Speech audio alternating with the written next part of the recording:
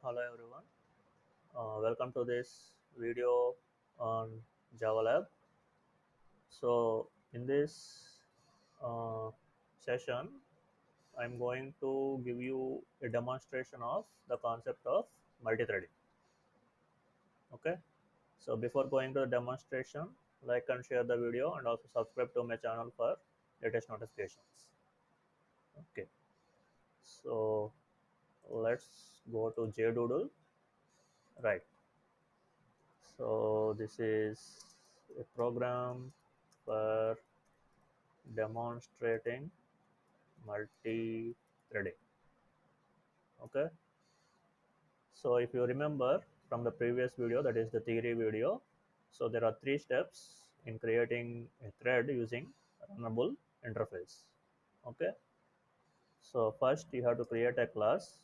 So I am creating a class called my thread, and after creating the class, you have to implement runnable interface. Okay, so the keyword is implements. Okay, and the interface name is runnable. Okay, so you have to create a class like this and you have to implement runnable interface. So the keyword you have to use is implements.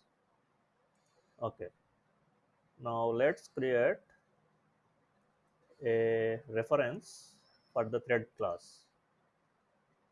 Okay, so I created a reference T for the class thread. So thread is a predefined class, it is already there in Java, and runnable is also a predefined interface, it is also there in Java. Now the second step is you have to declare the run method, right? So you have to write public void run.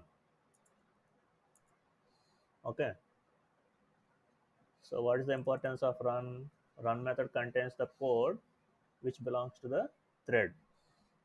Okay, so what I will do inside this run method is I will run a loop, so 5 times I less than 5, I plus plus.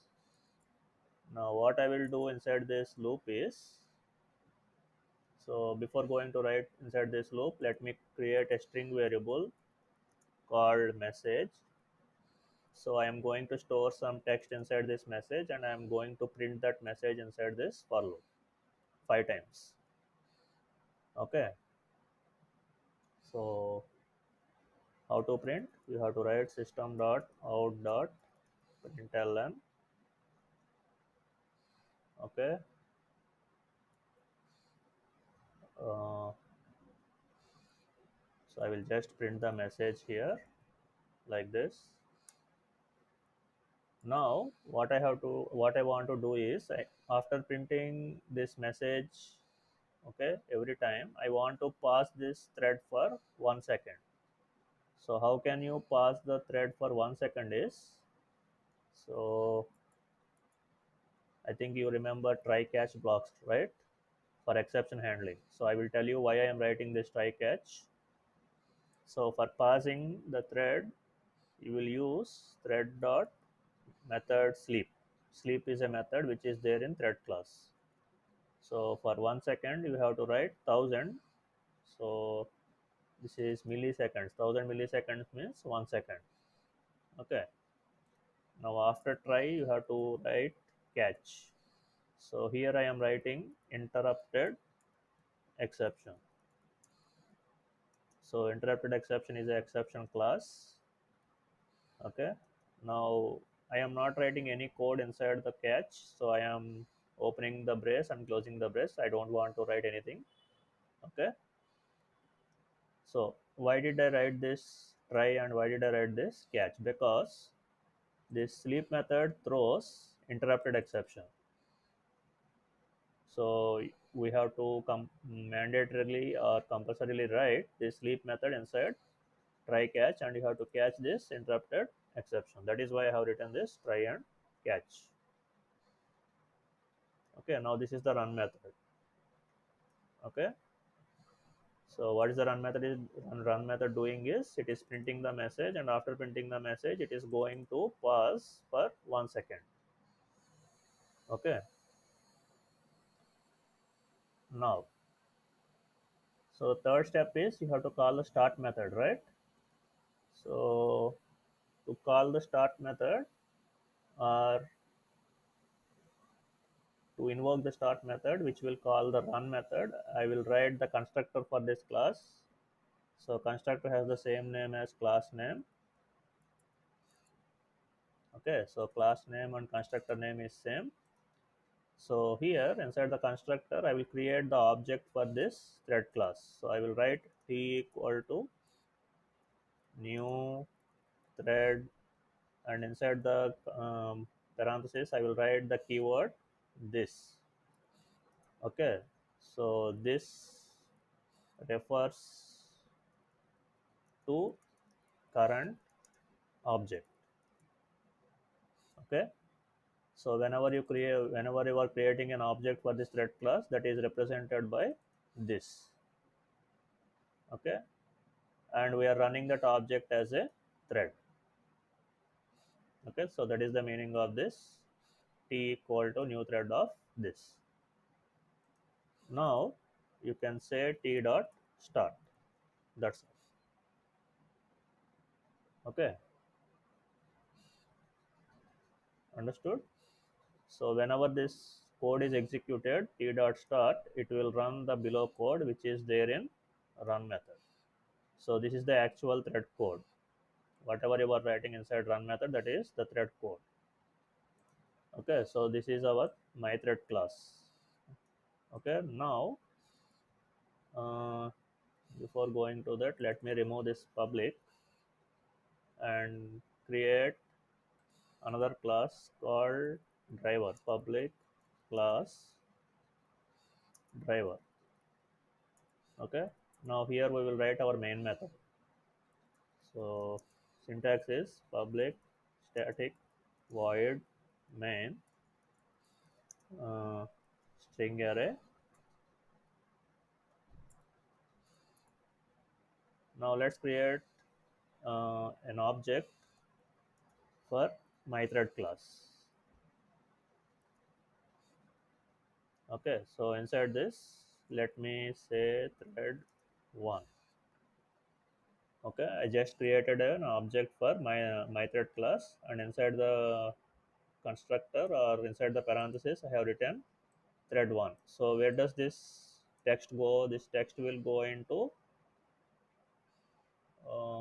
okay, sorry, in the constructor I didn't write the code.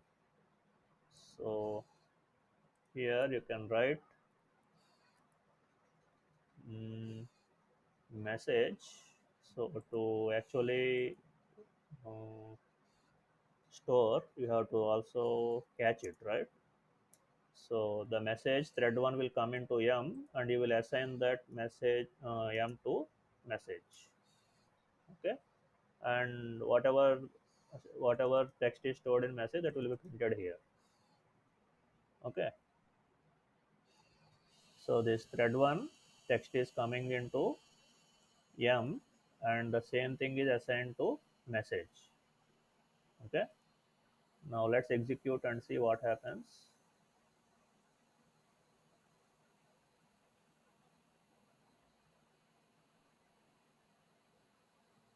Mm, yes, so thread 1 is printed for 5 times.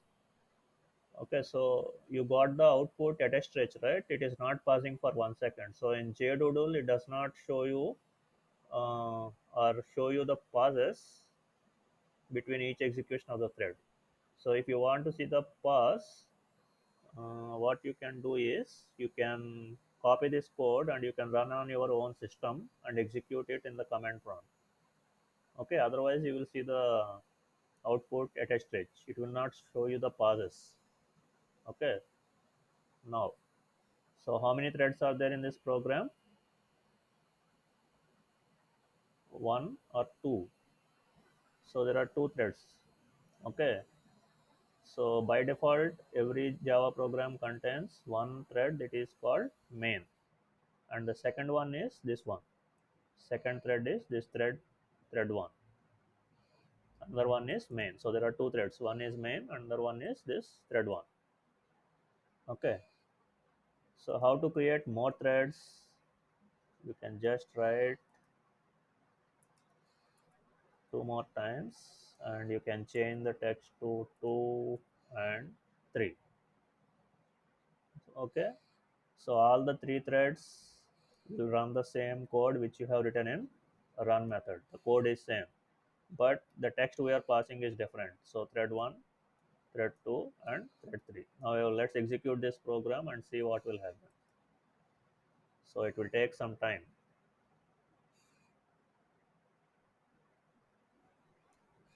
Okay, so you got the output, right? So it started with thread 1, then 2, 3, and again 1, 2, 3, 1, 2, 3.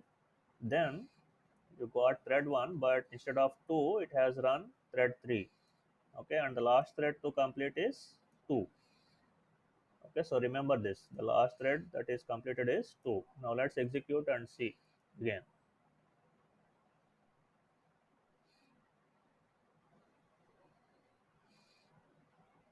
Okay, so this time also thread 2. Now let's execute again.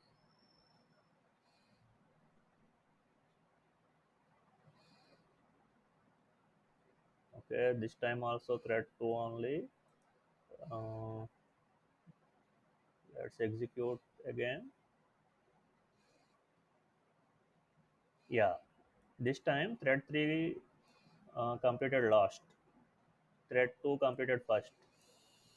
Okay, so what I wanted to tell you is, whenever you are running multi-threaded programs, you can't predict the output. Okay, you can't predict the output. That means you can't say one will complete first, two will complete second, and three will complete last. You can't say that. Okay, so what is the benefit of multi-threaded program is, so there is better CPU utilization, and also the program will complete faster. So that is the benefit of multi-threading. Okay, so there are two benefits. One is there is better CPU utilization, and another one is the program will complete faster. Okay, uh, so I think that's it about this. Yeah, so that's all. That is the program for demonstrating multi-threading. Thank you.